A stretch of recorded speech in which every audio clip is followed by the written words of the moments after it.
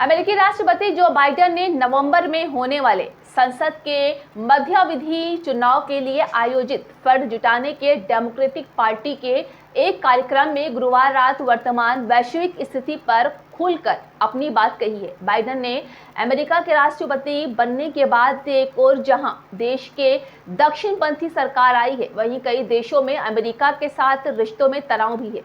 Fund जुटाने के कार्यक्रम में राष्ट्रपति बाइडेन ने दुनिया भर के लोकतंत्र के खतरे पर और बढ़ती हुई निरंकुशता पर अपनी बात कही है। लॉस एंजलिस में बोलते हुए अमेरिकी राष्ट्रपति बाइडेन ने पाकिस्तान को निशाने पर लिया है। बाइडेन ने पाकिस्तान को दुनिया के सबसे खतरनाक देशों में से एक बताया है। बाइडेन ने कहा है कि मुझे लगता है कि शायद पाकिस्तान दुनिया के सबसे खतरनाक देशों में से एक है और एक गैर जिम्मेदार देश के पास परमाणु हथियार है। बाइडेन के बयान पर पाकिस्तान से तीखी प्रतिक्रिया भी आ रही है। पाकिस्तान ने तहरीक-ए-इंसाफ के नेता असद उमर ने ट्वीट कर बाइडेन के बयान पर कड़ी प्रतिक्रिया जताई है। असद उमर ने लिखा है कि एक अस्थिर देश के पास परमाणु हथियार, क्या अमेरिका ये बात अपने लिए कह रहा है? पिछले राष्ट्रपति चुनाव में अमेरिका में क्या हुआ, इसे सबने देखा।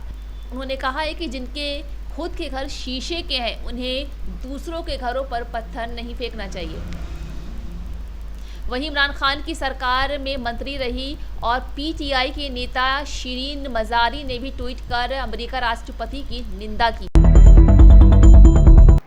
साल 2022 के ग्लोबल हंगर इंडेक्स की रिपोर्ट जारी हुई है, जिसमें भारत से बेहतर स्थिति में उसके पड़ोसी देश है। जी हां, पाकिस्तान, श्रीलंका, नेपाल और बांग्लादेश 121 देशों की रैंकिंग को लेकर जारी इस रिपोर्ट में भारत 107वें पावदान पर है, जबकि उसका पड़ोसी देश पाकिस्तान 99वें पावदान पर। इस सूची में दक्षिण एशिया का सबसे बेहतर स्थिति में देश श्रीलंका है। आर्थिक दिक्कतों से जूझ रहे श्रीलंका को इस इंडेक्स में 64वां स्थान दिया गया है। भारत के पड़ोसी देश नेपाल 81वें स्थान पर, जबकि बांग्लादेश 84वें स्थान पर है। सिर्फ एक पड़ोसी देश अफगानिस्तान को छोड़कर सभी की स्थिति हंगर इंडेक्स में भारत से बेहतर है। अब यहाँ अफगानिस्तान इस सूची में 109वें स्थान पर है। ईरान की कुर्द महिला महसा आमीनी की मौत के बाद बड़े पैमाने पर विरोध प्रदर्शन हो रहे हैं। हिजाब न पहनने को लेकर महसा आमीनी को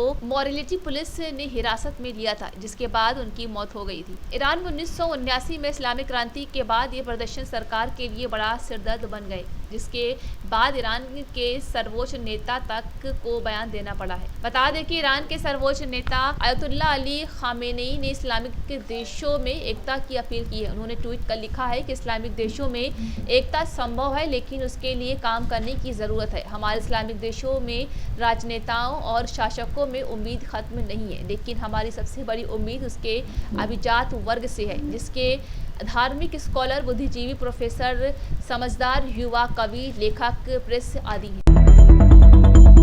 ईरान में हिजाब के खिलाफ हुए विरोध प्रदर्शन को लेकर एक बार फिर से इस देश के सुप्रीम लीडर अयतुल्ला अली खामेनेई ने चेतावनी जारी की है। इस बार उन्होंने कड़ा संदेश देने के साथ इस्लामिक देशों को एकजुटता दिखाने की अपील की है। जहां सरकारी टीवी चैनल पर दिए भाषण में जहां उन्होंने कहा है कि ईरान एक शक्तिशाली पेड़ है जिसे कोई डिगा नहीं सकता, वहीं ट्विटर पर उन्होंने मुस्लिम देशों से अपील की है कि वो साथ आएं।